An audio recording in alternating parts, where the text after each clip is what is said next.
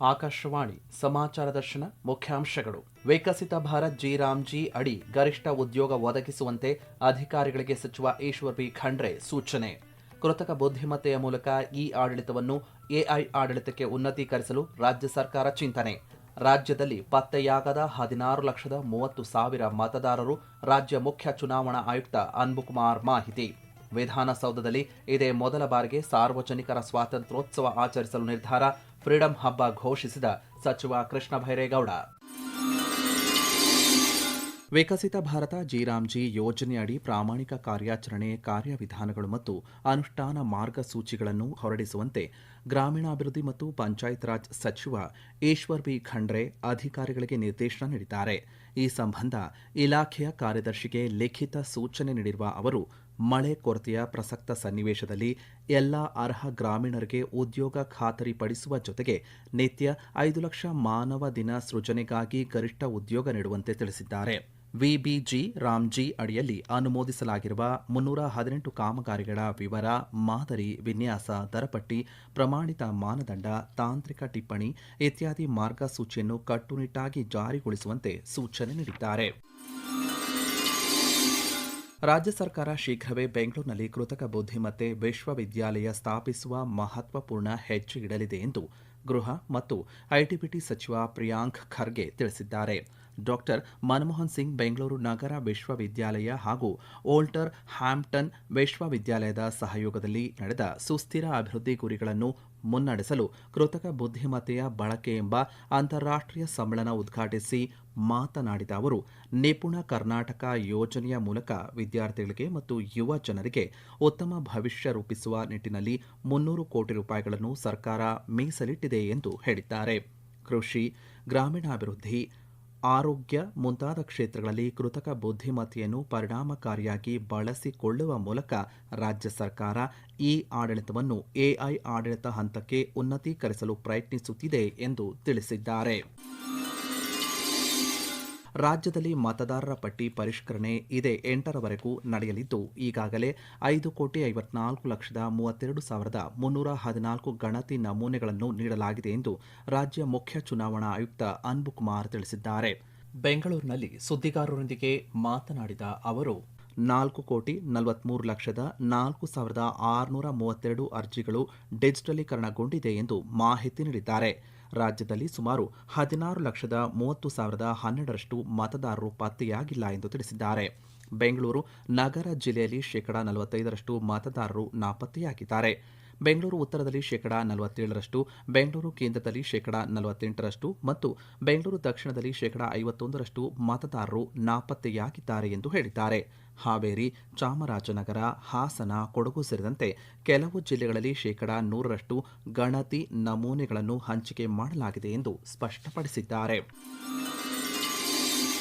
ಈ ಬಾರಿಯ ಸ್ವಾತಂತ್ರ್ಯ ದಿನಾಚರಣೆಯನ್ನು ಸಂಭ್ರಮದ ಹಬ್ಬವನ್ನಾಗಿ ರೂಪಿಸಲು ರಾಜ್ಯ ಸರ್ಕಾರ ನಿರ್ಧರಿಸಿದೆ.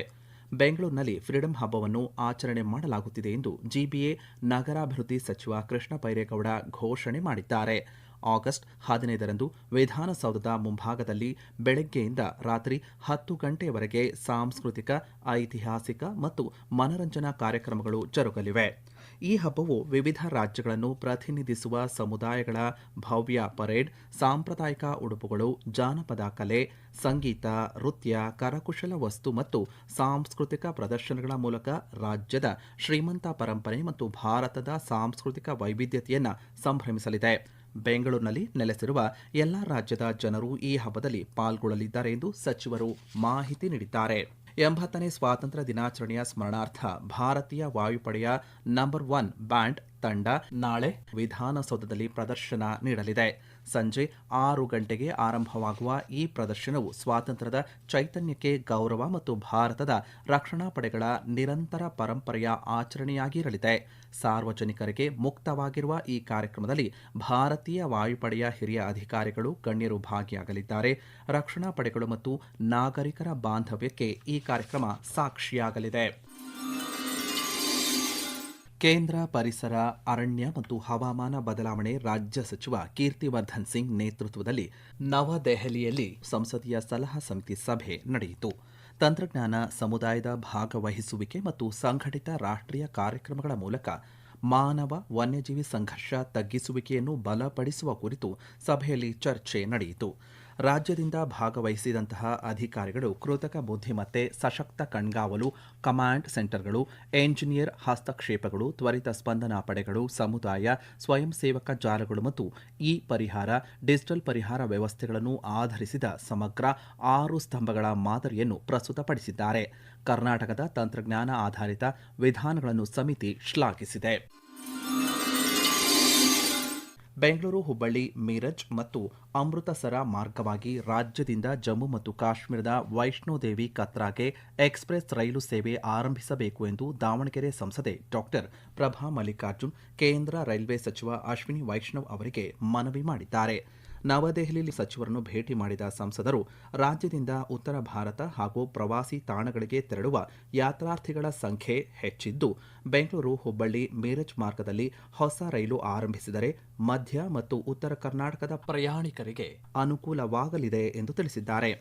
ಯಶವಂತಪುರ ಶ್ರೀಶೈಲ ರೈಲು ಸೇವೆಯನ್ನು ದಾವಣಗೆರೆ ಮತ್ತು ತುಮಕೂರು ಜಿಲ್ಲೆಗಳ ಮೂಲಕ ವಿಸ್ತರಿಸಬೇಕು.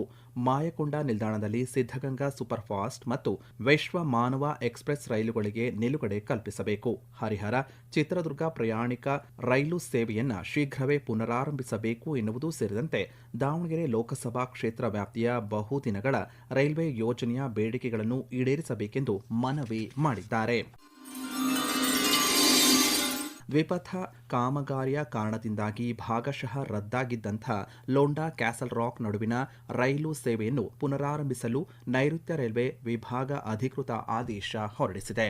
ಕ್ಯಾಸಲ್ ರಾಕ್ ಮತ್ತು ಜೋಯ್ಡಾ ಸುತ್ತಮುತ್ತಲಿನ ಭಾಗದ ಸಾರ್ವಜನಿಕರು ಮತ್ತು ಪ್ರಯಾಣಿಕರು ಎದುರಿಸುತ್ತಿದ್ದಂತಹ ತೀವ್ರ ತೊಂದರೆ ಮನಗಂಡು ರೈಲು ಸಂಚಾರವನ್ನು ಪುನರಾರಂಭಿಸುವಂತೆ ಕೇಂದ್ರ ರೈಲ್ವೆ ರಾಜ್ಯ ಸಚಿವ ವಿ ಸೋಮಣ್ಣ ಅವರಿಗೆ ಉತ್ತರ ಕನ್ನಡ ಸಂಸದ ವಿಶ್ವೇಶ್ವರ ಹೆಗಡೆ ಕಾಗೇರಿಯವರು ಮನವಿ ಮಾಡಿದ್ದರು.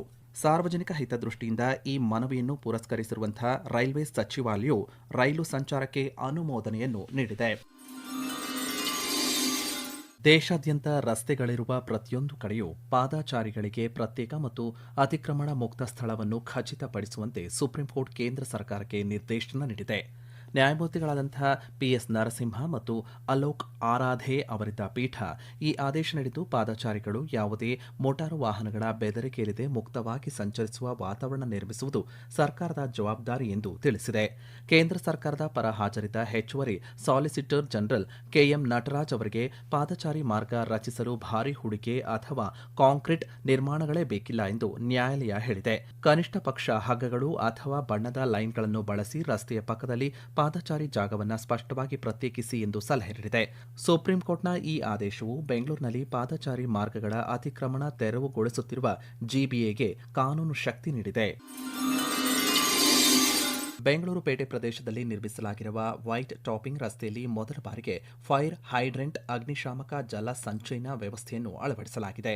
ಇದರಿಂದ ಅಗ್ನಿ ಅವಘಡ ಸಂಭವಿಸಿದ ಸಂದರ್ಭದಲ್ಲಿ ತ್ವರಿತವಾಗಿ ಬೆಂಕಿ ನಂದಿಸುವ ಕಾರ್ಯ ಕೈಗೊಳ್ಳಲು ಸಾಧ್ಯವಾಗಲಿದೆ ಎಂದು ಗ್ರೇಟರ್ ಬೆಂಗಳೂರು ಪ್ರಾಧಿಕಾರದ ಸಚಿವ ಕೃಷ್ಣ ಬೈರೇಗೌಡ ತಿಳಿಸಿದ್ದಾರೆ.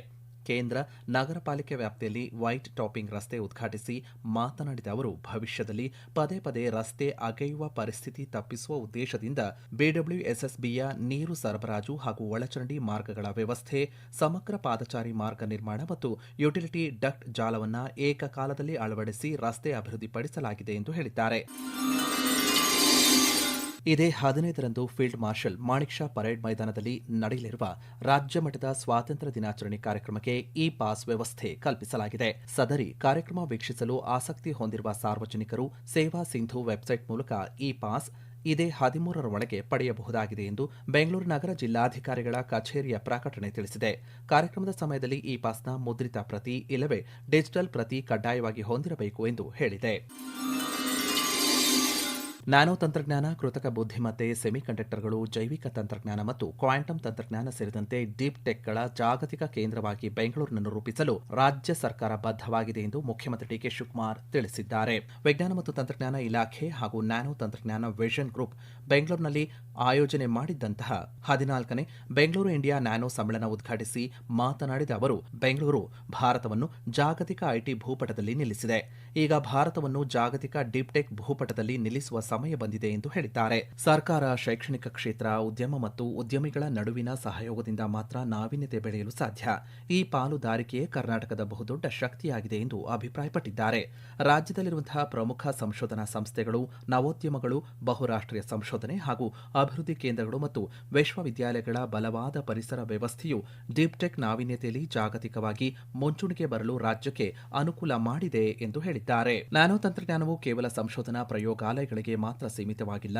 ಇದು ಆರೋಗ್ಯ ರಕ್ಷಣೆ, ಎಲೆಕ್ಟ್ರಾನಿಕ್ಸ್, ಇಂಧನ, ಕೃಷಿ, ಸಾರಿಗೆ, ಬಾಹ್ಯಾಕಾಶ, ರಕ್ಷಣೆ ಮತ್ತು ಸುಧಾರಿತ ಉತ್ಪಾದನಾ ಕ್ಷೇತ್ರಗಳನ್ನು ಪರಿವರ್ತಿಸುವ ಮೂಲಭೂತ ತಂತ್ರಜ್ಞಾನವಾಗಿದ್ದು ಕ್ರಾಂತಿ ಸೃಷ್ಟಿಸಲಿದೆ ಎಂದು ತಿಳಿಸಿದ್ದಾರೆ.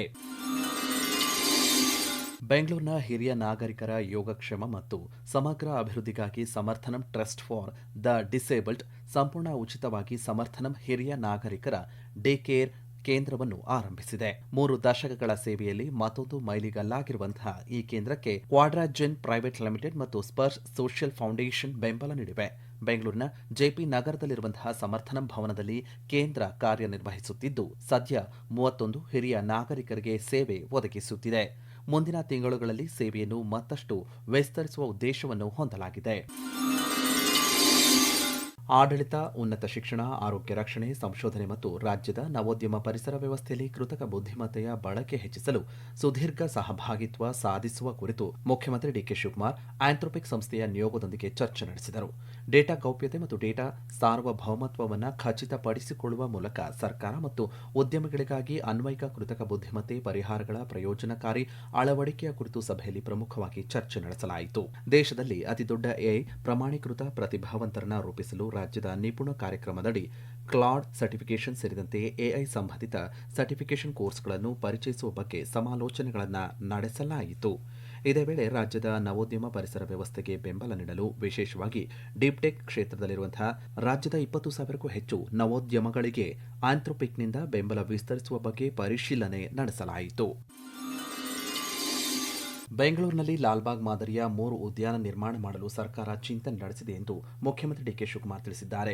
ಸ್ವಾತಂತ್ರ್ಯ ದಿನಾಚರಣೆ ಅಂಗವಾಗಿ ಲಾಲ್ಬಾಗ್ನಲ್ಲಿ ಗಂಗಾ ಸಾಮ್ರಾಜ್ಯ ವೈಭವ ಪರಿಕಲ್ಪನೆಯಲ್ಲಿ ಆಯೋಜನೆ ಮಾಡಲಾಗಿರುವಂತಹ 220ನೇ ಫಲಪುಷ್ಪ ಪ್ರದರ್ಶನಕ್ಕೆ ಚಾಲನೆ ನೀಡಿ ಸುದ್ದಿಗಾರರೊಂದಿಗೆ ಮಾತನಾಡಿದ ಅವರು, ಬೆಂಗಳೂರಿನಲ್ಲಿರುವಂತಹ ರಕ್ಷಣಾ ಇಲಾಖೆಯ ಜಾಗದಲ್ಲಿ ಲಾಲ್ಬಾಗ್ನಂತಹ ಉದ್ಯಾನ ನಿರ್ಮಾಣ ಮಾಡುವ ಉದ್ದೇಶವಿದೆ ಎಂದು ಹೇಳಿದ್ದಾರೆ.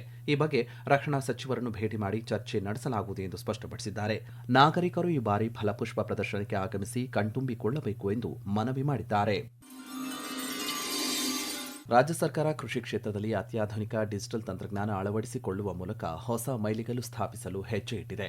ಸಿಬ್ಬಂದಿ ಮತ್ತು ಆಡಳಿತ ಸುಧಾರಣೆ ಇಲಾಖೆ, ಕಂದಾಯ, ಕೃಷಿ ಇಲಾಖೆ, ರೇಷ್ಮೆ, ಮೀನುಗಾರಿಕೆ ಮತ್ತು ಐಟಿಬಿಟಿ ಇಲಾಖೆಯ ಸಹಯೋಗದೊಂದಿಗೆ ಸಂಯೋಜಿತ ಡಿಜಿಟಲ್ ಬೆಳೆ ಸಮೀಕ್ಷೆಗೆ ಮುಂದಾಗಿದೆ. ರಾಜ್ಯದ ಎಲ್ಲ ಭೌಗೋಳಿಕ ವಿಭಾಗಗಳನ್ನು ಪ್ರತಿನಿಧಿಸುವಂತೆ ಆಯ್ದ 5 ಹೋಬಳಿಗಳಲ್ಲಿ ಪ್ರಾಯೋಗಿಕವಾಗಿ ಸಂಯೋಜಿತ ಡಿಜಿಟಲ್ ಬೆಳೆ ಸಮೀಕ್ಷೆ ಅನುಷ್ಠಾನಗೊಳಿಸಲು ನಿರ್ಧರಿಸಲಾಗಿದೆ. ಉನ್ನತ ರೆಸಲ್ಯೂಷನ್ ಉಪಗ್ರಹ ಚಿತ್ರಣ, ಡ್ರೋನ್ ಸಮೀಕ್ಷೆ, ಜಿಐಎಸ್ ದತ್ತಾಂಶ, ಕೃತಕ ಬುದ್ಧಿಮತ್ತೆ, ಮಷಿನ್ ಲರ್ನಿಂಗ್ ಸೇರಿದಂತೆ ಅತ್ಯಾಧುನಿಕ ತಂತ್ರಜ್ಞಾನಗಳನ್ನು ಪ್ರಸ್ತುತ ಲಭ್ಯವಿರುವ ಬೆಳೆ ಸಮೀಕ್ಷೆಯ ದತ್ತಾಂಶದೊಂದಿಗೆ ಸಂಯೋಜಿಸಿ ಸಂಯೋಜಿತ ಡಿಜಿಟಲ್ ಬೆಳೆ ಸಮೀಕ್ಷೆ ಮಾದರಿಯನ್ನು ಅಭಿವೃದ್ಧಿಪಡಿಸಲಾಗಿದೆ. ವಿಧಾನ ಪರಿಷತ್ ಸಭಾಪತಿ ಸ್ಥಾನಕ್ಕೆ ಬಸವರಾಜ ಹೊರಟ್ಟಿಯವರು ರಾಜೀನಾಮೆ ನೀಡಿದ್ದು ಅದನ್ನು ಅಂಗೀಕರಿಸಲಾಗಿದೆ ಎಂದು ಮುಖ್ಯಮಂತ್ರಿ ಡಿಕೆ ಶಿವಕುಮಾರ್ ತಿಳಿಸಿದ್ದಾರೆ. ವಿಧಾನಸೌಧದಲ್ಲಿ ಸುದ್ದಿಗಾರರೊಂದಿಗೆ ಮಾತನಾಡಿದ ಅವರು, ಬದಲಿ ವ್ಯವಸ್ಥೆ ಆಗುವವರೆಗೂ ಅವರನ್ನೇ ಈ ಸ್ಥಾನದಲ್ಲಿ ಮುಂದುವರಿಸಬೇಕು ಎಂದು ರಾಜ್ಯಪಾಲರಿಗೆ ಪತ್ರ ಬರೆಯಲಾಗಿದೆ ಎಂದು ಹೇಳಿದ್ದಾರೆ. ಇದೇ 13ರಂದು ವಿಧಾನಮಂಡಲ ಅಧಿವೇಶನ ಆರಂಭವಾಗಲಿದ್ದು 14ರಂದು ನೂತನ ಉಪಸಭಾಪತಿಗಳ ಆಯ್ಕೆ ಪ್ರಕ್ರಿಯೆ ಜರುಗಲಿದ್ದು ಬಳಿಕ ಉಪಸಭಾಪತಿಗಳ ಮೂಲಕ ಸಭಾಪತಿಗಳ ಚುನಾವಣೆ ನಡೆಯಲಿದೆ ಎಂದು ತಿಳಿಸಿದ್ದಾರೆ. ರಾಜ್ಯದ ವಿವಿಧ ಪ್ರದೇಶಗಳಲ್ಲಿ ಅಂತರ್ಜಲ ಮಟ್ಟ 1000 ಅಡಿಗೂ ಹೆಚ್ಚು ಕುಸಿದಿದ್ದು ಅನಿವಾರ್ಯ ಪರಿಸ್ಥಿತಿಯಲ್ಲಿ ಮಾತ್ರವೇ ಕೊಳವೆ ಬಾವಿ ಕೊರೆಸುವಂತೆ ಗ್ರಾಮೀಣಾಭಿವೃದ್ಧಿ ಮತ್ತು ಪಂಚಾಯತ್ ರಾಜ್ ಸಚಿವ ಈಶ್ವರ್ ಬಿ ಖಂಡ್ರೆ ಸೂಚನೆ ನೀಡಿದ್ದಾರೆ. ಬೆಂಗಳೂರಿನಲ್ಲಿ ಜಲಜೀವನ್ ಅಭಿಯಾನ ಕುರಿತಂತೆ ಅಧಿಕಾರಿಗಳೊಂದಿಗೆ ಸಭೆ ನಡೆಸಿದ ಅವರು, ತುಮಕೂರು, ಕೋಲಾರ ಮತ್ತು ಚಿಕ್ಕಬಳ್ಳಾಪುರ ಸೇರಿದಂತೆ ಹಲವೆಡೆ 1000 ಅಡಿ ಕೊರೆದರೂ ನೀರು ಸಿಗುವುದಿಲ್ಲ, ಸಿಕ್ಕರೂ ಯೋಗ್ಯವಾಗಿರುವುದಿಲ್ಲ. ಈ ಹಿನ್ನೆಲೆಯಲ್ಲಿ ಭೂಗರ್ಭ ಶಾಸ್ತ್ರಜ್ಞರ ಅಭಿಪ್ರಾಯ ಪಡೆದು ಕೊಳವೆ ಬಾವಿ ಕೊರೆಸುವಂತೆ ಆದೇಶ ನೀಡಲಾಗಿದೆ ಎಂದು ಹೇಳಿದ್ದಾರೆ. ಇದುವರೆಗೂ ಸಮಾಚಾರ ದರ್ಶನ ಕೇಳಿದಿರಿ. ಸುದ್ದಿ ಸಂಪಾದಕರು ಆಕಾಶವಾಣಿ ಬೆಂಗಳೂರು ಪ್ರಾದೇಶಿಕ ಸುದ್ದಿ ವಿಭಾಗದ ಸಹಾಯಕ ನಿರ್ದೇಶಕರಾದಂತಹ ತುಕಾರಾಮ ಗೌಡ ಜಿ. ಸಮಗ್ರ ನಿರ್ವಹಣೆ ಆಕಾಶವಾಣಿ ಬೆಂಗಳೂರು ಪ್ರಾದೇಶಿಕ ಸುದ್ದಿ ವಿಭಾಗದ ಸಹಾಯಕ ನಿರ್ದೇಶಕರಾದಂತಹ ಸುಹಾಸ್ ಆರ್. ಪ್ರಸಾರ ನಿರ್ವಹಣೆ ಮತ್ತು ಪ್ರಸ್ತುತಿ ಚೇತನ್ ಸಿವಿ. ಆಕಾಶವಾಣಿ ಬೆಂಗಳೂರು ಪ್ರಾದೇಶಿಕ ಸುದ್ದಿ ವಿಭಾಗ ಪ್ರಸ್ತುತಪಡಿಸಿದ ಈ ಕಾರ್ಯಕ್ರಮ ರಾಜ್ಯದ ಎಲ್ಲ ಬಾನುಲಿ ಕೇಂದ್ರಗಳಲ್ಲಿ ಏಕಕಾಲಕ್ಕೆ ಪ್ರಸಾರವಾಯಿತು. ಮತ್ತೆ ಮುಂದಿನ ವಾರ ಮೂಡಿಬರಲಿದೆ ವಾರದ ವಾರ್ತಾಚಿತ್ರ ಸಮಾಚಾರ ದರ್ಶನ.